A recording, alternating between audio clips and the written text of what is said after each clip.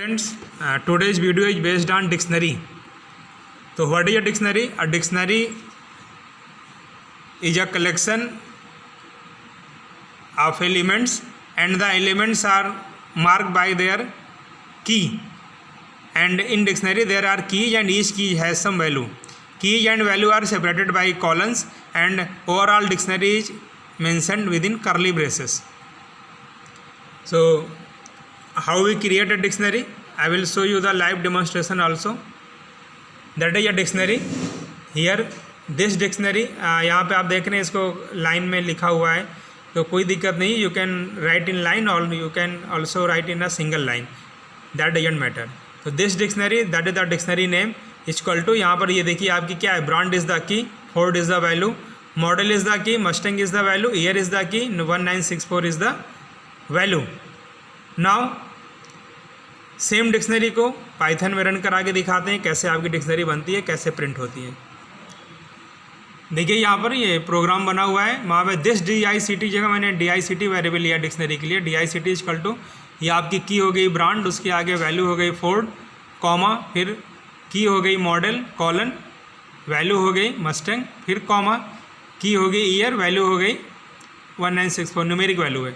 यहाँ पे आप देखिए कि जो की होती हैं अगर वो स्ट्रिंग है, चाहे वो की हो चाहे वैल्यू, अगर स्ट्रिंग है तो डबल कोट्स के अंदर रहेगी, और अगर की या वैल्यू कोई भी न्यूमेरिक है तो हम सीधे लिख सकते हैं, but separated by colon.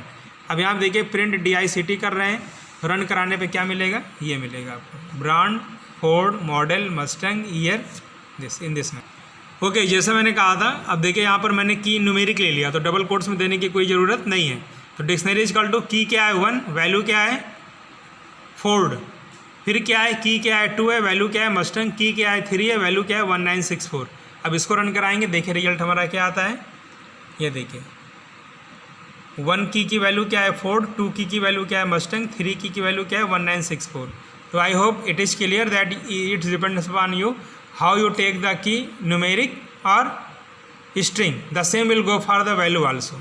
So that is clear about the dictionary. Now accessing items. So you can access the item of a dictionary by referring to its key value inside square brackets. So how it is possible? For example, that is get the value of model key. There was a key model. अब model की value हमें चाहिए, हमें पूरी dictionary नहीं चाहिए, केवल model की वैल्यू चाहिए. X equal to this DICT with in bracket double quotes में लिखा है मॉडल. अब इस एग्जाम्पल को यहाँ पर आप देख लीजिए, अपने प्रैक्टिकल के अंदर हम दिखा दे रहे हैं. प्रैक्टिकल के अंदर देखिए जैसे आपका है DICT इक्वल टू 1 आपकी की हो गई, फोर्ड वैल्यू हो गई, 2 आपकी की हो गई, मस्टैंग वैल्यू हो गई, 3 आपकी की हो गई, 1964 इसकी वैल्यू हो गई. अब यहाँ पे हम क्या प्रिंट करा रहे हैं, प्रिंट DICT स्क्वायर ब्रैकेट में 1 लिखा है. 1 का मतलब क्या है, ये की लिखी हुई है, तो की 1 को मांग रहे हैं तो आउटपुट क्या मिलना चाहिए, की 1 की वैल्यू क्या है फोर्ड, तो आउटपुट में आपको क्या मिलेगा फोर्ड. ये देखिए आप इसको रन कराया तो आउटपुट में क्या मिला फोर्ड. क्लियर है. Okay, the same can be also use by using the get. There is also a method called get that will give the same output. कैसे, ये देखिए x equal to this DICT dot get, bracket में क्या है की पास कराई गई है. अब देखिए इसको अपने एग्जाम्पल पे इम्प्लीमेंट करके देख लीजिए. ये देखिए पहला एग्जाम्पल आपको ध्यान ही होगा, प्रिंट DICT स्क्वायर ब्रैकेट में 1 मतलब 1 की वैल्यू को प्रिंट कराया जा रहा है. The same will also do by this print DICT dot get 1. तो दोनों का आउटपुट आपका क्या आएगा, सेम आएगा. ये देखिए 2 बार फोर्ड प्रिंट होके आ रहा है, क्यों, एक बार फोर्ड प्रिंट होके आ रहा है, प्रिंट DICT स्क्वायर ब्रैकेट में 1, ये जो की है इसको प्रिंट कराया गया है. दोबारा गेट करके भी हम प्रिंट करा सकते हैं, दोनों ही तरीके से आउटपुट आपका क्या आ रहा है फोर्ड आ रहा है. Now if you want to change the value of any in a dictionary, key है, की वैल्यू अगर बदलनी है तो सबसे आसान तरीका क्या है, जैसे आपका डिक्शनरी एग्जांपल में है, ईयर में क्या दे रखा है 1964. अब हम ईयर की वैल्यू बदलना चाहते हैं, ईयर की वैल्यू बदल करके 2018 रखना चाहते हैं, इस तरीके से बदल भी सकते हैं. अब यहाँ पर इसको प्रैक्टिकल एग्जाम्पल में देख लेते हैं, अपने वाले एग्जाम्पल के अंदर. अपने एग्जाम्पल में ये देखिए जैसे ऊपर क्या है 1 की वैल्यू क्या दी गई है, 1 की वैल्यू क्या है फोर्ड, लेकिन अब मैंने क्या बदल दिया यहाँ पर DICT of 1 equal to Maruti. अब देखिए यहाँ पर DICT ऑफ 1 प्रिंट करा रहे हैं और DICT डॉट गेट करके भी 1 को प्रिंट करा रहे हैं. अब यहाँ पर देखते हैं रिजल्ट हमें क्या मिलता है। रन कराएंगे, रन कराने पर रिजल्ट हमें क्या मिलेगा, मारुति मिलेगा। क्यों? क्योंकि पहले फोर्ड था, लेकिन अब आपने बदल करके क्या कर दिया, DICT ऑफ 1 की इक्वल टू मारुति। तो अब क्या आएगा, मारुति प्रिंट होकर के आएगा। Clear? Here another implementation, if you want to print all the key names in the dictionary one by one, तो by using loop you can do. Remember key names, key का सारी कीज को हम एक के बाद एक प्रिंट कराना चाहते हैं। तो for x in this dictionary print x, तो क्या होगा, सारी कीज को एक साथ प्रिंट करेगा। अब इसको देखने के लिए अपने एग्जाम्पल पे आ जाते हैं। ये हमारा एग्जाम्पल है, डिक्शनरी इक्वल टू 1 की है, फोर्ड 2 की है, मस्टंग 3 की है, 1964 वैल्यू है। अब यहाँ पे देखिए मैंने लिखा for x in DICT print x.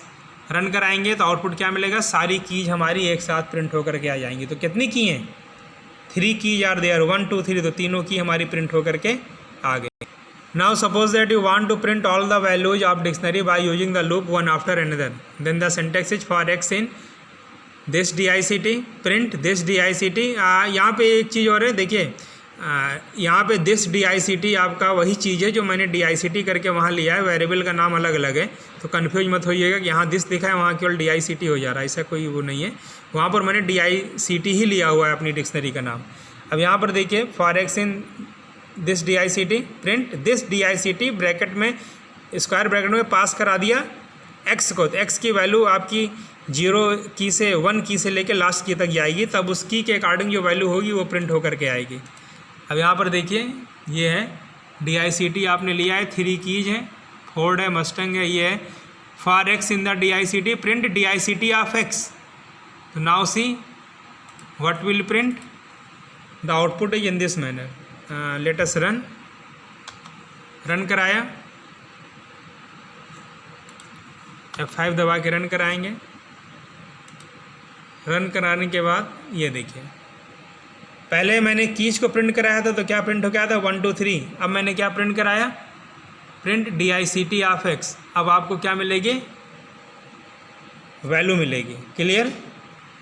Here the same can be done with the help of values function also. You can also use the values function to return values of a dictionary in this manner. For x in this DICT dot values, और print x को हम print करा लेंगे। अब देखिए यहाँ पर हम क्या करेंगे, अपने एग्जाम्पल में देख लेते हैं। इस तरीके से मैंने लिखा DICT equal to 1 Ford Mustang that for x in DICT dot values. Now just run it, then you will get the result here. The result is same as you run the previous one. Now this result is same. You can also get the keys value by using the value method.